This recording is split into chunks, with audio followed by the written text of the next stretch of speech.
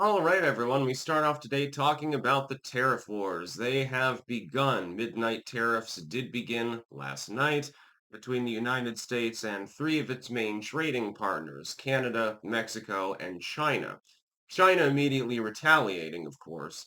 Canada immediately retaliating, and then threatening further retaliation, which could personally impact me. So, I've got mixed feelings about elements of their response. Mexico kind of sort of more neutral on it. They're being the sensible ones and actually coming to the negotiating table first. Trudeau is stepping down as Canadian Prime Minister. And so now they're going to have a new, commander in chief, so to speak. Their new number one comrade, basically.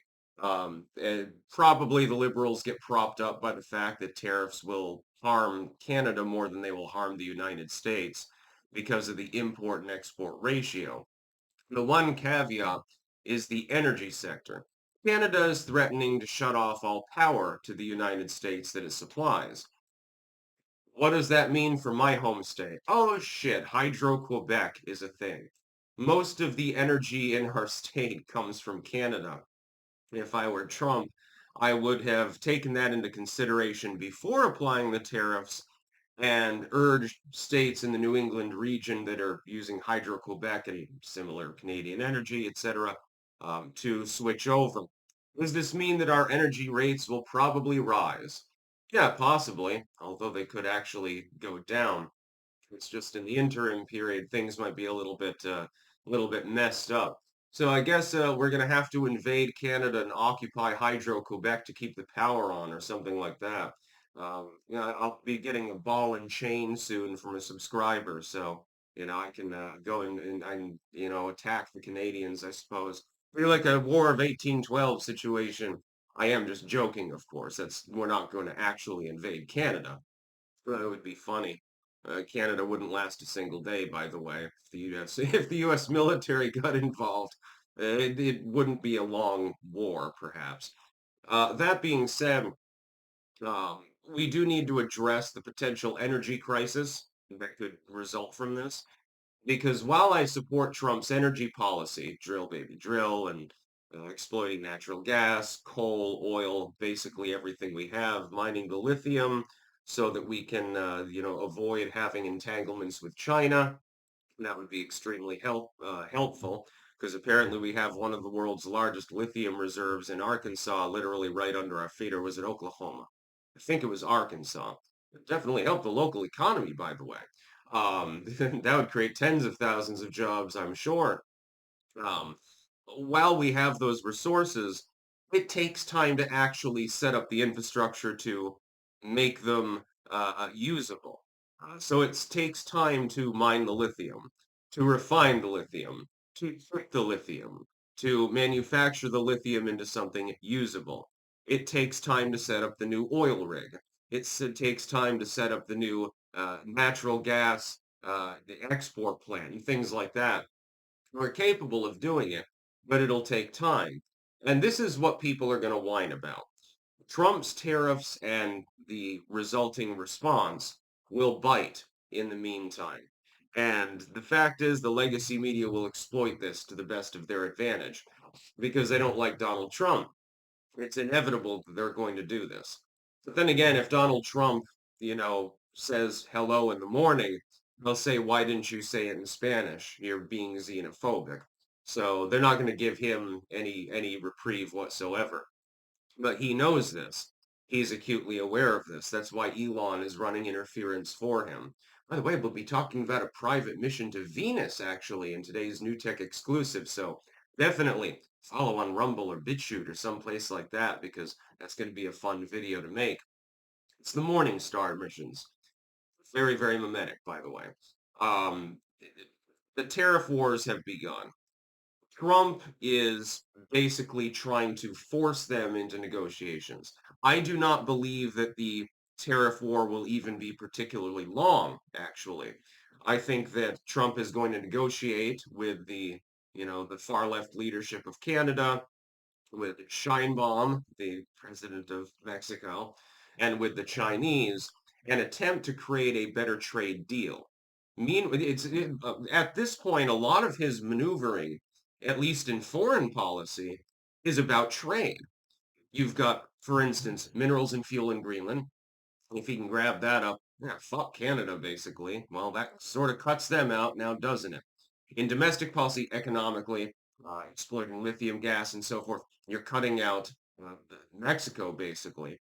And with regards to China, attempting to use tariffs to incentivize American companies to create products, hire more workers, and expand increases our domestic output, therefore making us less reliant on foreign powers, China in that specific case. The Panama Canal Zone, that's about shipping, directly related to economics and shipping and the movement of goods from coast to coast and to other places. For instance, something's made in the Atlantic, go through Panama Canal, maybe it's exported to Japan or something like that. Things come from Asia, they need to go to the East Coast. They need to come into the port in New York or Boston or something. Easier, or Miami, easier to go through the Panama Canal than to transport it to California and then rail it across the country. It's simply cheaper. And so most of his foreign and some of his domestic maneuvers so far have been purely related to trade, economics, the movement of goods, things like that. This is a great example of it. So now we have a tariff war with Canada, Mexico, and China at the same time. We'll see who comes out on top. In the end, I think everyone comes out on top. That's the whole goddamn point. What happens is that you have an equalization of trade relations, and these nations that have been tariffing our goods are acting like we're doing something wrong by tariffing their goods. Well, don't you believe in free market economics? You're such a capitalist. Yes, but free market economics doesn't mean that you screw us in the ass. That's not the point of free market economics.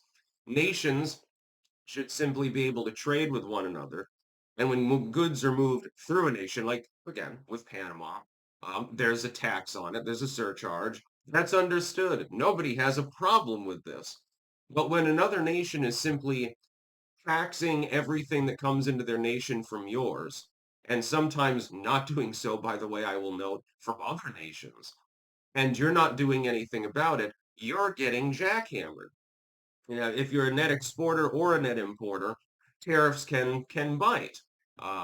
They can also reduce, output. There are problems attendant with tariffs, by the way. But Canada does not have the size of economy necessary to go toe to toe with the United States. The only one that really does is China, or maybe India or something like that, because they have big economies. Canada is a very developed country. By the way, I love my Canadian clankers. Canadians made, you know, these cool pictures of me. It was a very cool couple, by the way. She had nails that were about 3 inches long. I don't know how she actually paints with the nails. I don't know. But yeah, uh, it's going to be an interesting time. I think short term, you can expect economic downturn, actually, in all four related countries, by the way. Short term, it'll be a problem. Long term, hopefully, it leads to free trade breaking out. It's the whole point. We're waging an economic war on countries that habitually abuse us. And you got to understand, no offense to Canadians, Mexicans, or even the Chinese, I don't have any problem with you. Your governments have been tariffing our goods for years and years and abusing us in trade. And now Canada especially is threatening the United States. Well, we're going to shut off the energy supply. We're going to give you brownouts and stuff like that. What great friends you are when we're simply trying to create reciprocal tariffing. That's what the legacy media, by the way, is not telling you. The legacy media is not mentioning the fact that it is effectively a tariff reciprocity to account for the fact that these countries are already tariffing our goods when they import them and so forth. They're already taxing their exports to the United States, driving up the cost. They're already doing this. We're simply engaging in the same behavior that these other countries have already been engaging in for an extended, prolapsed period of time. I meant protracted. Well, prolapse is also apt in that particular concept. They've already been doing this. So I mean, if it's okay for them to do it, why isn't it okay for us to do it? I just don't understand it because Orange Man bad. That's about all. Peace out.